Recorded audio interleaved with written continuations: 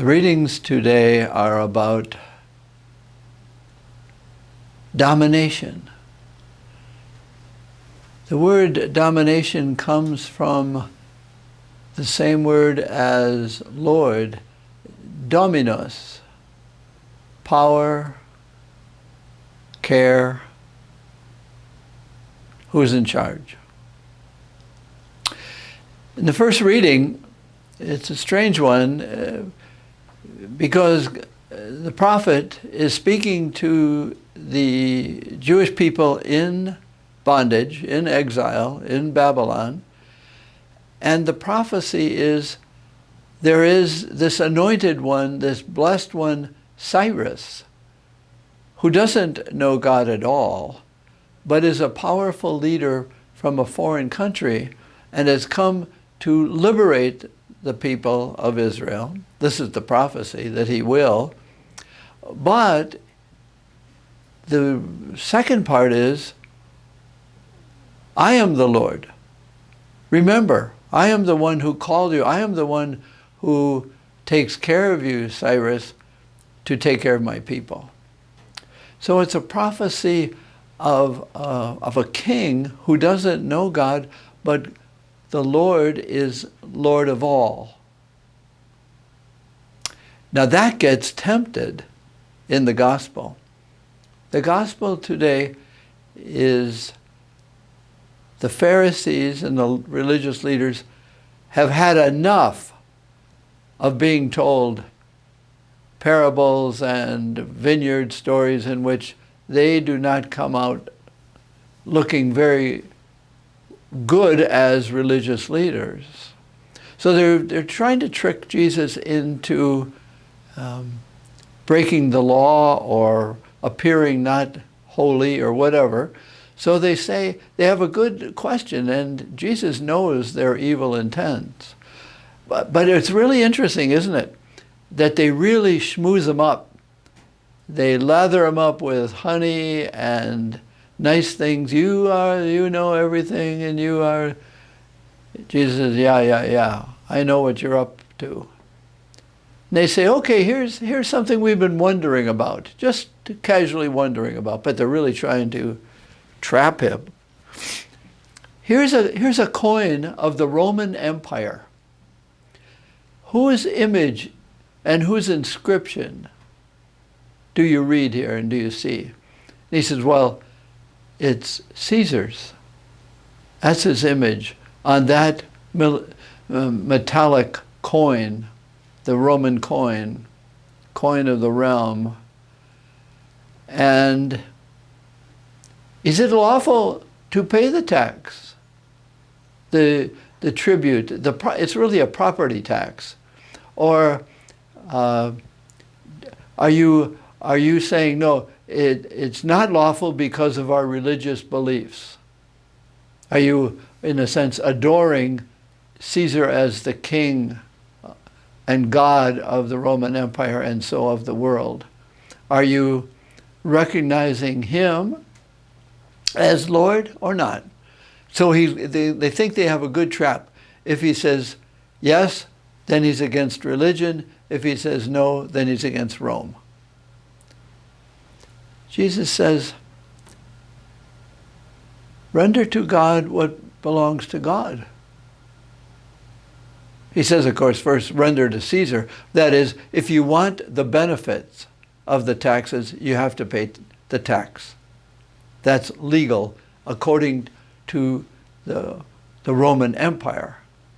It's communal, it's for everyone, sure. But render to God what belongs to God. So I was praying, what things have the image of God, the inscription of God, that's got God's handwriting on it? Render to the Creator God, the all-powerful, I am the one God, as he says in the first reading. Render to God all the praise of the God who made everything, whose inscription, whose image is upon everything. So I was thinking, you have trees. Do trees have an image of God? In spirituality, we say it's good to see God in everything. To see God in mountains and babies' faces and beautiful flowers. To see God in everything. And everything in God. But the real meaning of that is to see God seeing you through everything. That everything is telling you something. Everything has the fingerprints of God and the signature of God. What's the inscription? Caesar, the king of the Romans, the inscription on all of creation is, please receive. I am the God of your life, and I care for you. There are many inscriptions on creation, and God says, please respond when you can.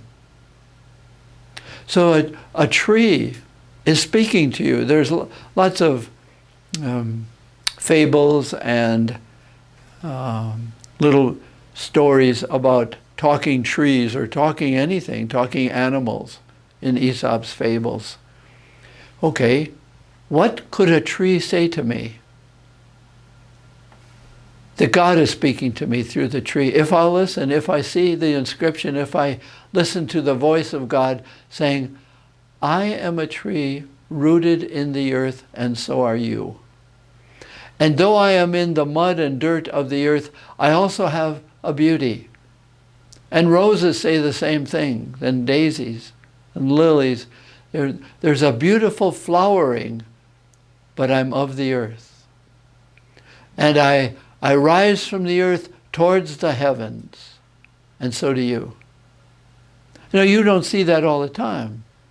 But render to God what belongs to God is easier if you see God's image there and giving you your image of you.